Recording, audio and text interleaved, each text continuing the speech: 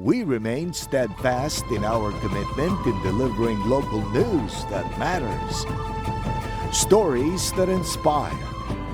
Enriching the lives of Filipinos in the Philippines and across the globe.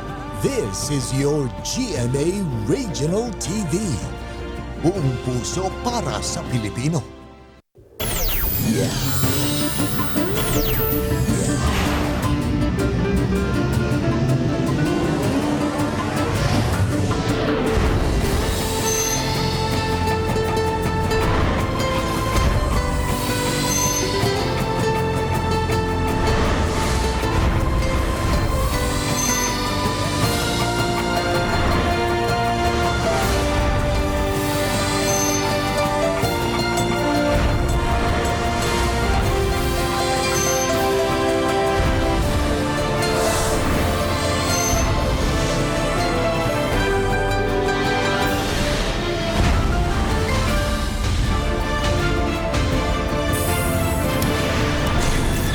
Ang GMA Regional TV Balitang Bisdak.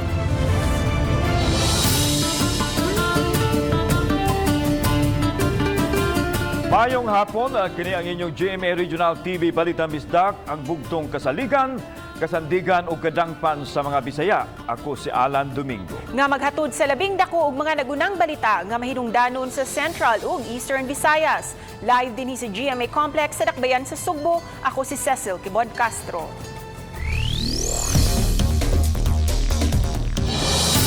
Nunod sa nagsaka nga presyo sa gasolina, mga tricycle drivers nanawagan sa lokal nga kagamhanan nga unta matugutan sila nga madugangan ang gidaghanon sa mga pasayro sa matag biyahe.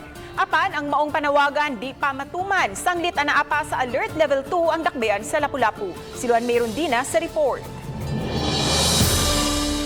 Kay ubos pa sa Alert Level 2 ang Lapu-Lapu City, tagduha lang kapasahero ang tugutan sa mga tricycle. Ug bisan kun ang plitihan tag 15 pesos matag pasahero, dili kini makasustener tungod sa kamahal sa presyo sa gasolina. Kini ang gustong ipaabot sa mga tricycle driver sa Dakbayan. Amog yun nga gustong mahitabo is tulog yun unta among pasahero. Kay tungod po sa kamahal sa gasolina ba. Og duha ra imong pasahero, ma'am. Lakansi pa mi sa among kita paingon dito sa gasolina. Labi pag masiro mi balik. Muna mahimo man lang ganing ihatag sa atong paggobyerno nga among gihangyo nga matulo among pasahero. Mas labing mayo kay naa mi malungag sa among pamilya. Ang Lapu-Lapu City may kapin sa 3,000 ka mga tricycle drivers. Sa Alert Level 2, mas luag na ang quarantine restrictions nga ipatuman sa transport sector. Apan lagi kay ubos man sa pagduma sa Dakbayan ang mga tricycle, gikinahanglan pa nga adunay ordinansa nga ipalabang kabahin niini. During sa pandemic, naging ordinansa nga allowed na sila magkarga og duha. So akato nga ordinansa existing pa to siya. So mag-agad pod mi sa city o unsay ilahang next move ana para makakarga na pod og kuan additional lang kuan ang mga tricycle. Gipasabot sa mayor nga maangan-angan pa ang pag-usab sa ordinansa nga naglatid sa tagduha lang ka mga pasahero sa mga tricycle. Tungod kay wa pa ma-approve ang atong budget sa syudad, they cannot take up sa may tungod sa plitihan o pag-increase sa ato ang pasahero. Hinuon, gitinguha sa Dakbayan nga makabot niini ang 70 ngadto sa 80% nga mga senior citizens nga bakunado aron mapaubos na ang Dakbayan sa Alert Level 1 ug matugutan na ang full capacity sa mga pampublikong sakyanan. Sa pikas bahin, nanawagan usab ang Philtoda, Confederation of Lapu-Lapu City Tricycle Drivers and Operators Association ngadto sa nasudnong kagamhanan nga unta malakip sila sa mga mahatagan sa fuel subsidy. Dili pa gyud tino nga kung kano saan mo us-us, no? Nya sinyalis sa igo ba yapod mi sa grabe po ba yang nahiaguman na mo sa bagyong Udit, no? Actually wala pa gid kayo totally makabangon. Uban ni Marlon Melgazo, Luan Merondina, Balitang Bisdak.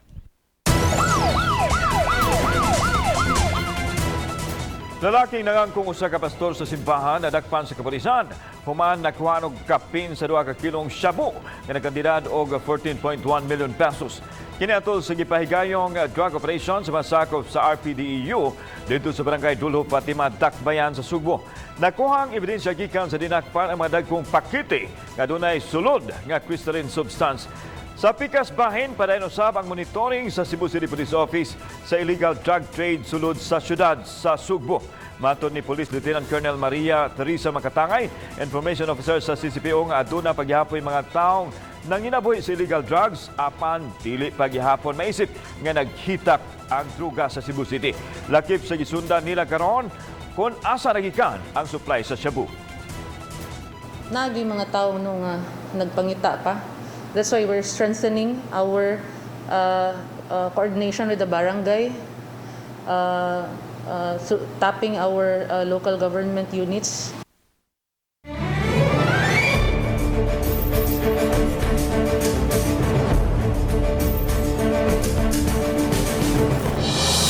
Simultaneous exercises kun SIMEX gipahigayon sa kapulisan sa Station 1 sa Mandawi City Police Office isip kabahin sa pagpangandam sa eleksyon sa Mayo. Si Chelo Valiena sa report. Sa briefing gipasabot ang mga pulis, mga force multiplier o mga magtutudlo sa senaryo o ang posibleng kagubot nga mahitabo atol sa adlaw sa piniliay. Sa senaryo, nagkalalis ang mga supporter sa managlahing partido gawas sa polling precinct nga misangpot sa pagpanagmal. Bipahibaw dayon ang mga sakop sa Electoral Board sa voting precinct nga nahimutang sa Mandawi City Central School sa kapulisan gawas lang sa tunghaan. May mga pulis nga midali-dali pagsikop sa nanumbang nga supporter.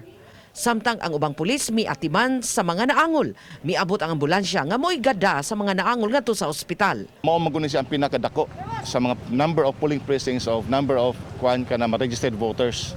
But tanan ng mga police stations sir is required na naay simulation exercises. Gipasabot sa Comelec Mandawi City nga kabahin sa pagsiguro sa kahapsay sa piniliay ang gihimong simulation exercise.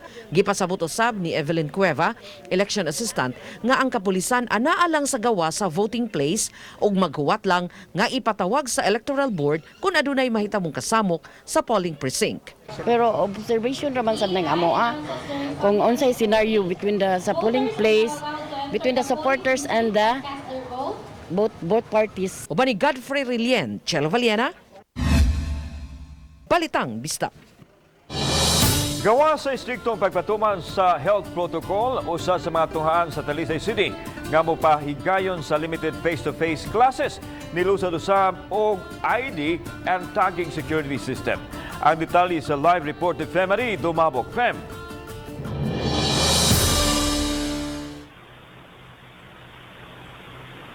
Yes, Alan, 784 na ka mga eskwelahan sa Central Visayas ang iduso sa ilang mga requirements alang sa pagpahigayon og limited face-to-face learning. Diin 377 na dini ang nakapatuman na. Sa Dakbayan sa Talisay, 11 ka mga eskwelahan ang nagtinguha alang sa limited face-to-face classes. Usa na ang Lagtang Elementary School sa 11 ka mga eskwelahan sa Dakbayan sa Talisay nga niduso og mga requirement. Karong Lunes sugda na ang pilot testing. Gikan sa 2016 ka mga tinunan, 140 lang una ang patungahon sa eskwelahan. Tagsa ka section nga dunalay na po ka mga tinunan ang mutambong mata grade level gikan sa kinder hangtod sa grade 6. Sama sa ubang tunghaan, sa pagsud pa lang makita ang hugasanan og kamot og mga marker aron lagyo ang mga tinunan pagsud sa classroom. Aron maganahan og mas komportable, mabuluko ng mga luwak. Kining grade 6 classroom, garden ang tema ug matag desk, gibutangan og basket nga adunay ruler, lapis ug pen aron magamit sa mga tinunan. Pilot testing sa among gibuhat kay kung unsa jud siya ka-effective pod ang among gibuhat nga program nga limited face to face. Especially bitaw sa bata nga kanang bitong walay learning facilitator or maglisod siya ba kay walay mo facilitate, pay mo tudlo sa balay. Ang tunghaan nag-inisyito sabog ID ang tagging security system nga ihatag sa mga tinunan ug sa mga ginikanan o guardian niini. Nga sila mismo mga magtutudlo ang naghimo. In which inigabot sa mga bata sa eskwelahan, amo na siyang scan using the application. So ano siya ma'am?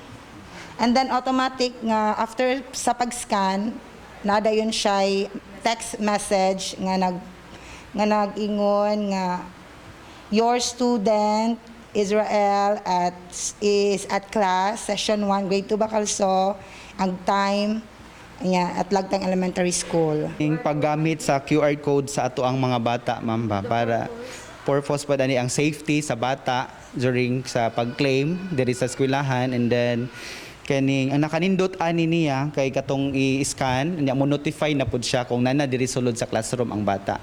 Humaning bulana, ilang i-assess kung na mahimo ba silang mudugang og laing batch.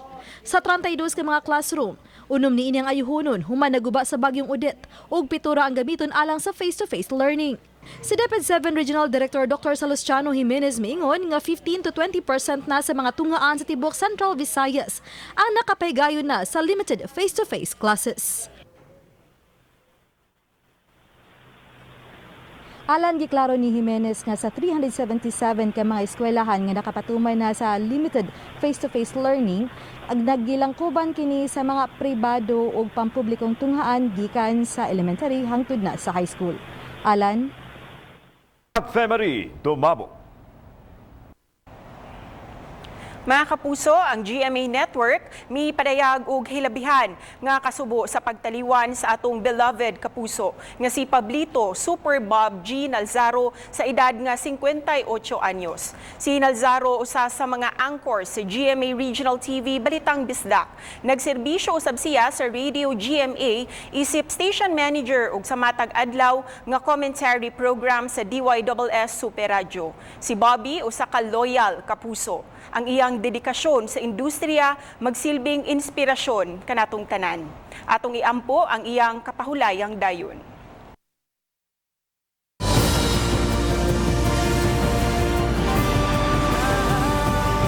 Kini ang GMA Regional TV Balitang Bisdak.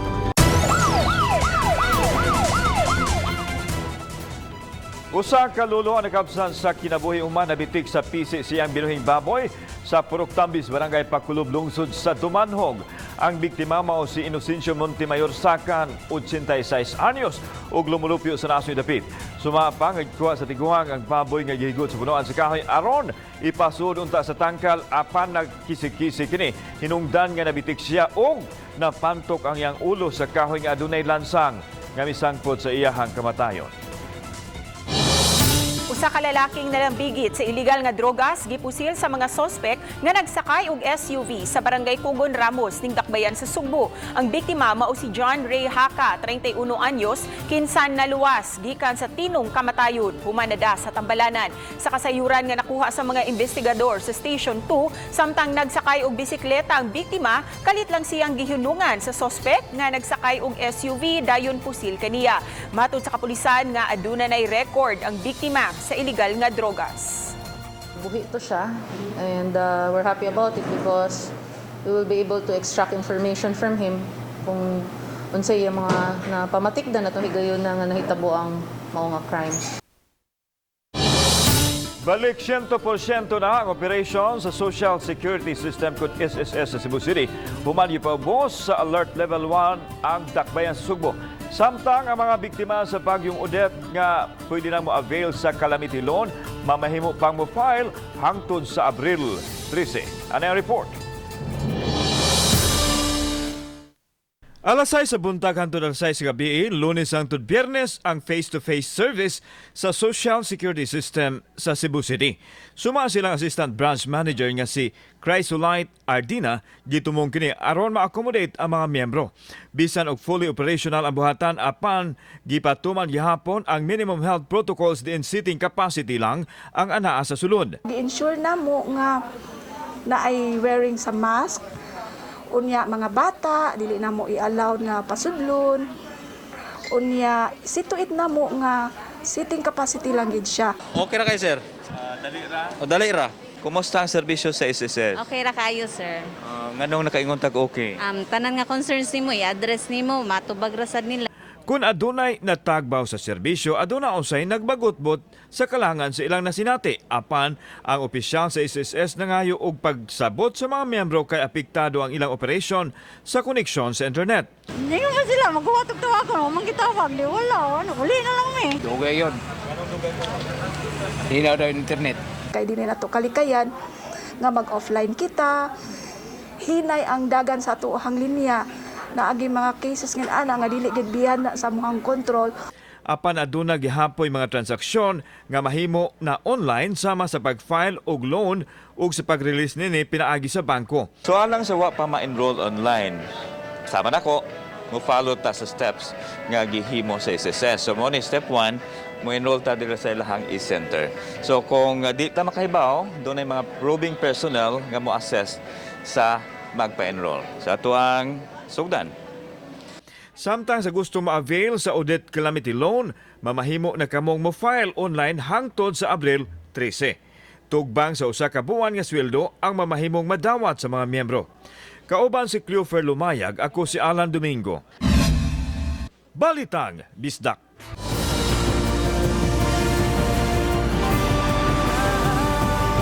Kini ang GMA Regional TV Balitang Bisdak.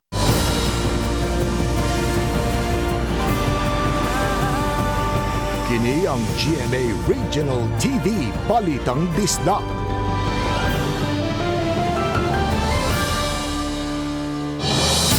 Dakbayan sa Talisay andam na alang sa Alert Level 1. Pagpasunod sa health protocol, istrikto gyapong ipatuman sa kapulisan. Si Femari Dumabok sa report. Pangangko ni Talisay City Mayor Samsam Gulyas nga kinahanglanon kayo ang maong estado alang sa dugang paglambo sa ekonomiya o panginabuhi sa mga Talisaynon. Matud niya, kinahanglan lang nilang makabot ang 80% sa populasyon sa syudad nga mabakunahan batok sa COVID-19. Ang Talisay City ana-ana sa 78%. Minus na usab kayo ang mga kaso sa COVID-19 o 19 na lang ang aktibo. Nasayran nga ang silingang dakbayan nga maong Cebu City gipaubos na sa Alert Level 1. Naiupat na classifications for Alert Level 1. Kuwang nalamig usa, we are 2% away sa amuang vaccination of senior citizens. I truly believe mahumana na siya by the end of the week. Samtang gitugaan sa Talisay City Police nga mosunod sila sa lagda sa ATF. O kun mapaubos na sa Alert Level 1 ang Talisay City, di sila mulugak sa pagpatuman sa health protocols dungan sa ilang pag-implementar sa mga balaod alang sa seguridad sa katawhan. The part sa PNP ang ato ang implementation sa curfew nato sa mga minors.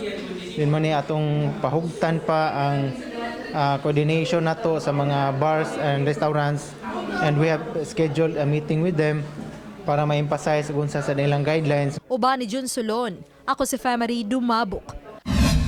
Balitang Bisdak.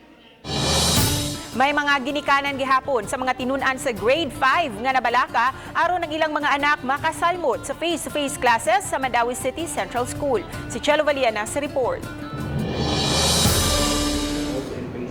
Sa principal's office, giandam ang mga alkohol nga iapod-apod unya sa mga classroom sa Mandawi City Central School sa higayon nga sugda na ang limited face-to-face classes. Sa pultahan sa matag classroom, adunay disinfectant. Gimarkahan usab ang mga lingkuranan sa matag classroom nga dili angay lingkuran. Si Christopher Celostia, master teacher sa grade 5, miingon nga napu lang sa iyang 36 ka mga tinunan ang tugutang makatambong sa face-to-face classes. Apan miangkon nga menos pa ang mga ginikanan nga mitugot nga makatambong ang ilang mga anak. Wa pa jud abot og co-answer, wa pa mo abot og 10 ang mga ningyas nga mga parents. Yes sir. Kuyawan yapon sila sa murag dili pa sila ready. Samtang si Malu Kabatingan magtutudlo sa grade 5, miingon nga tulo pa lang sa mga ginikanan ang uyon sa face-to-face classes. Hinuon adunay usa ka inahan sa grade 5 gihapon nga uyon ang iyang anak mutambong niini. Ganiha naghatod siya sa modules sa iyang anak. Ganahan siya mag face-to-face sad aron makasabot ang bata bitaw. Hinuon 20 na sa ginikanan sa laing grade 5 class nga miuyon sa face-to-face classes. Ipaandam pa ni Valerico Guod, grade 5 advisor, ang iyang classroom human madawat ang tanang modules sa iyang mga estudyante. Kung depende og pilay among parent nga mosugot, amo gid silang tungaon i set A ug set B. Uban ni Godfrey Rilien, Chelo Valiana, Balitang Bisdak.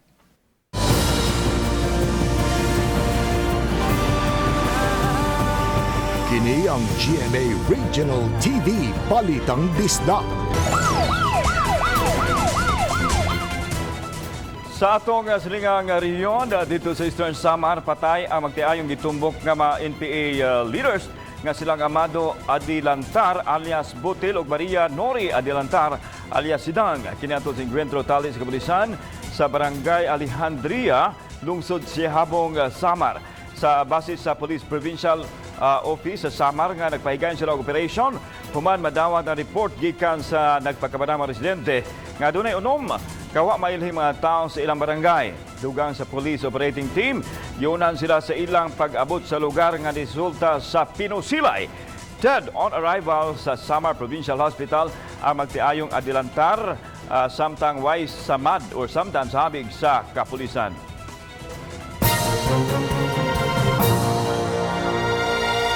Kinatong latest weather update, March 17, 2022. Kagahapon, officially na nato giterminate ang northeast monsoon or amihan. At the same time, nagsugod na ang dry and warm season diri sa Pilipinas. Easterlies or init na hangin gikan sa dagat Pasipiko ang padayon nakaapekto sa tibuok sa nasod. Tungod ini ang tibuok Visayas, Palawan, kasamang Kalayaan Islands o ang Occidental Mindoro, makasinati ng init na panahon, panagsama panganuron ngadto na sa medyo madag-umon na kalangitan, ug naay mga patak-patak na mga pag-uwan ug kini mga localized na mga pagpanugdog ug kilat. Padayon ta mag-monitor sa ata mag-i-issue ng mga thunderstorm advisories. Para sa ato mga dugang detalye, bisitaha ato mga official social media accounts. Kini si Jomer Eclarino gikan diri sa DOST Pag-asa Mactan. Maayong adlaw ug mag-amping tangtanan. Kapulisan, simbahan at pamayanan. Kung kasimbayanan, gilusad-usab sa dakbayan sa Talisay, kinialang sa nagadayang sektor, sama sa mga religious groups ug uban pang stakeholders alang sa maluntaron nga kaabsay ug kalinaw sa dakbayan. Si Police Lieutenant General Rodolfo Azurin mao nagpasiugda sa programa bibisita usab sa dakbayan sa pagpasabot sa kamahinungdanon sa pagpakigalayon sa tanang sektor matag representante sa sektor mipirma sa ilang panaad nga moabag sa programa. After ani nga launching cascading sa city level, mo naog ni siya ngadto sa mga barangay ug sa community. Mo na to nga gi-invite appeal ang mga barangay captains. Pagpalupad og tabanog giawhag nga likayan kini matud sa MECO kun Mactan Electric Company. Ilabi na sa mga dapit nga adunay daghang mga panimay ug edipisyo. Kay naghinangat na ang panahon sa ting-init, ubay-ubay na usab ka mga kabataan nga nagpalupad og mga tabanog. Matud sa Senior Vice President ug General Manager sa MECO, Engineer Gilbert Pagobo, nga usa ang mga nasangit nga tabanog sa hinungdan sa mga power interruption sa pipila ka mga dapit sa dakbayan. Busa nakigalayon sila sa matag barangay sa paghinumdom sa mga residente, ilabi na sa kabataan nga mas maayong sa open areas lang magtabanog. Ini kanang kabasaan na, mabasa ang plastic, makontaminate, now it will kanang kuan. It will cause power interruption. Unya daghan kay ni karon, daghan jud kayo mani naatay balik-balik nga interruptions is are causes by mga kites. Ipagawas na sa Mandawi City ang inisyal nga listahan sa mga residente nga magkadawat sa hinabang pinansyal. Mao kini ang tag-iya sa mga balay nga partially damaged ni Udet nga adunay monthly income nga di mulabaw 18,000 pesos sa pamilya. Taga 3,000 pesos ang ayuda nga ihatag sa city government kanila. Sa pagkakaroon kapin sa 47,000 ka mga beneficiaries ang kwalipikado makadawat sa hinabang. Ang syudad mihatag sa hinabang agi og pag-augment sa unang ayuda nga gihatag sa national government sa mga totally ug severely damaged houses. Ana sa social media page sa Mandawi City Information Office ang listahan. Mga kapuso, says Balitang Bisdak, dili na siya the same as before. Di pa nako ma-absorb. Wala na ato ang mentor si kapusong Bobby Nalsaro. Asa atong tunga. Kani. Yeah. Usa siguro ni sa pinaka saddest news, no? Biggest news nga mong ibalita kaninyo mga kapuso ang pagtaliwa ni Super Bob. Pero rest assured nga even sa katapusan, no? Nagserbisyo gayud siya para sa iyang mga viewers and listeners. Bahalag nagkagidlay, nagkalisod atong mga panahon na maudyo to ang iyang gustong buhaton na magpabilin gihapon sa trabaho para makauban ang iyang mga listeners and viewers. The fact, during sa Bagyong Odette, hands-on, siya ang Yes. nangunay yun. Oo. Muna hinungdan sa usa siguro siyang stress nga gibati. Public service. Pero para na-assess na wag tang man siya physically, but padayon siya nga mo-mentor na to, maghatag ka na to og kusog nga mapadayon sa ato ang serbisyo. Totoo. Daghang salamat mga kapuso. Apil na ang nasa gawas sa nasod nga nakisayon sa mga dagko ug mga nagunang balita sa rehiyon. Ug gikan din sa Central ug Eastern Visayas. Ako si Alan Domingo. Ang inyong balita, ang among balita. Kay matag lokal nga balita, mahinungdanon. Kini ang inyong GMA Regional TV, Balitang Bisdak. Buong puso para sa Pilipino. Ako si Cecil Kibod Castro. Mayang hapon mga kapuso.